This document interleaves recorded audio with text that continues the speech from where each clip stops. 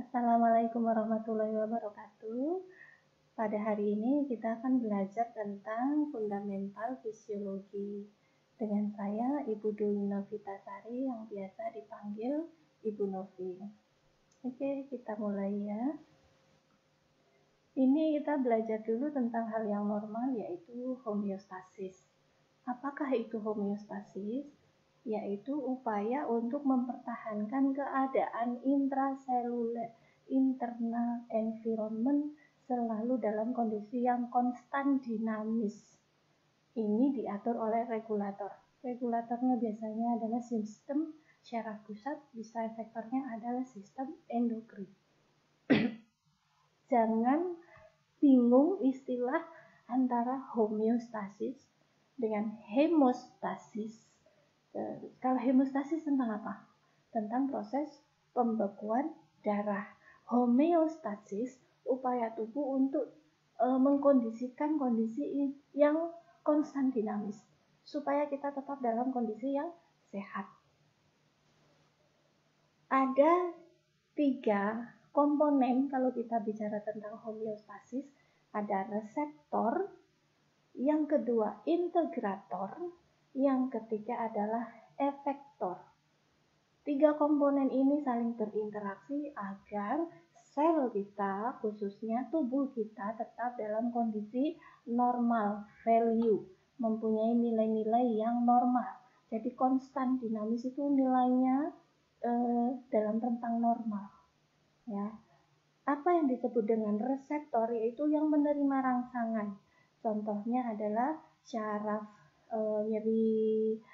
syaraf yang sensitif terhadap panas, perabaan. Nah, itu reseptor. Integrator adalah pusat kontrolnya. Setelah ada rangsangan dari luar ataupun dari dalam, akan ada pusat kontrol, yaitu otak yang paling sering.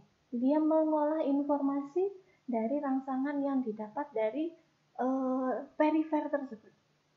Setelah dia mengolah informasi, maka dia akan memerintah efektor. Apakah itu efektor? Paling sering adalah contohnya kelenjar. Hasilnya yaitu hormon bisa, enzim bisa, juga selain kelenjar adalah otot. Rangsangan kita ada panas, ya. Tangan kita kena panas, langsung dibawa oleh reseptor nyeri, bawa ke otak. Otak memerintah apa? Tarik tangannya. Efektornya adalah otot, ya. Jadi seperti itu. Efektor adalah yang membawa jawaban dari integrator. Sebagai contohnya, kondisi homeostasis yaitu konsentrasi glukosa darah pada keadaan normalnya, yaitu antara 70 sampai 110 mg per desiliter. Contoh lainnya apa? Tekanan darah, suhu tubuh, nilai-nilai lab darah, nilai sel darah merah, nilai sel darah putihnya, leukositnya, trombositnya, laju endap darah. Nah, itu dijaga semuanya dalam kondisi homeostasis, yaitu kondisi yang seimbang, konstan dinamis. Maksud dari konstan dinamis itu boleh berubah-ubah selama dalam masih rentangnya. Kita bukan seperti benda mati, contoh meja. Ya, kita amati meja dari 0 tahun sampai 5 tahun, ya tingginya tetap segitu, panjang lebarnya tetap segitu. Berbeda dengan tubuh manusia. Sekarang kondisi berdiri, tekanan darahnya 110, kondisi duduk, nah menjadi 105, nggak apa-apa. Itu masih kondisi rentang konstan dinamis dalam kondisi normalnya. Ya, karena kita manusia, makhluk hidup, ada fluktuasi. Homeostasis tubuh ini selalu terganggu. Ya, sekian detik pun bisa mengganggu. Bisa datang dari luar, dari dalam tubuh sendiri, atau akibat dari stres psikologis. Contoh dari luar tubuh, cuaca panas, tidak cukup oksigen, kita sedang hiking, naik gunung, ya, di pegunungan. Nah, ketidakcukupan oksigen karena datang yang dari luar. Contoh hal yang mengganggu dari dalam tubuh sendiri. Tidak sarapan sehingga ada penurunan glukosa darah, anemia. Nah, ya, itu yang datang dari dalam tubuh sendiri. Contoh karena stres psikologis, hadir di lingkungan tertentu, wawancara pekerjaan, nah, stres, itu karena psikologis. Tantangan pekerjaan yang berat, stres, juga mengganggu homeostasis tubuh. Kebanyakan gangguan homeostasis ini ringan, temporer. Ya, kita kan tidak sering-sering sakit ya.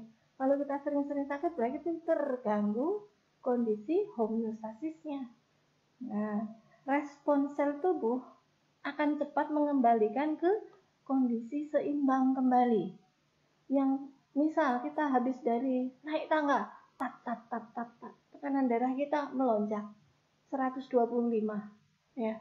10 menit kita duduk, atur nafas, tenang, turun lagi tekanan darahnya. Ya, tidak sampai dari kondisi kita naik tangga terus jadi hipertensi, enggak. Karena homeostasis akan segera dikembalikan. Sifatnya hanya gangguan homeostasis hanya temporer saja. Ini tadi kita bicara ada 3 struktur yang menjaga kondisi homeostasis.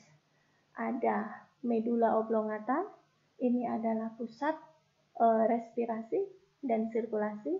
Kemudian ada kelenjar hipofisis, pituitary gland, ini mengatur tentang pertumbuhan, maturasi, juga reproduksi, serta formasi retikular.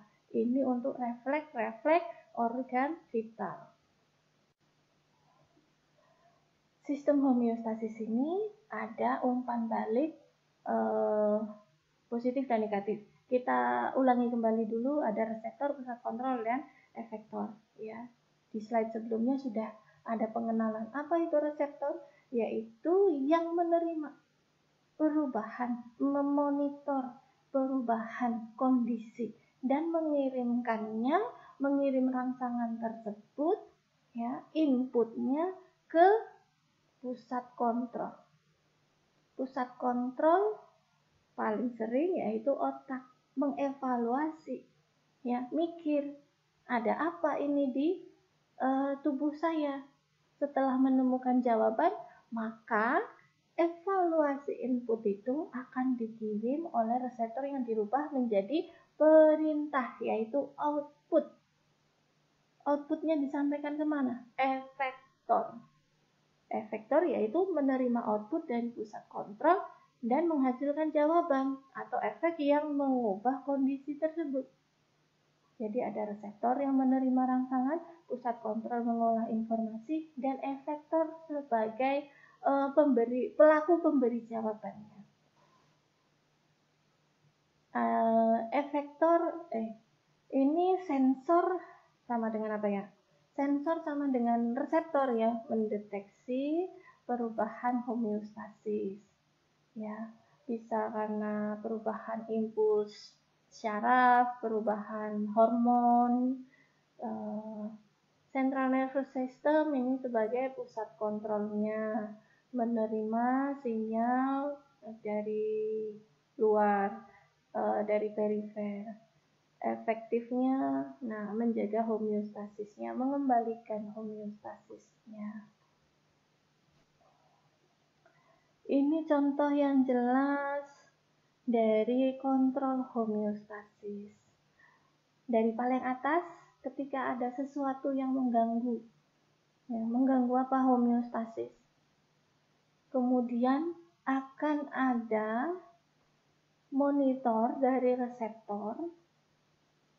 Reseptor akan memberikan input masukan, ya, berupa apa?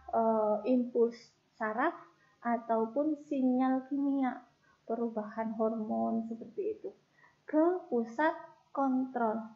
Pusat kontrol ngapain? Menerima dan mengolah input, mengolah informasi, sehingga dijawablah menjadi output. Outputnya dalam bentuk apa? bisa impuls saraf, bisa juga sinyal-sinyal kimia di tubuh ke efektor. Efektor ini yang akan membawa perubahan, menjawab kondisi sehingga kondisinya kembali terkontrol. Nah, akhirnya kondisi ke atas lagi menjadi terkontrol, gangguan homeostasisnya terjawab.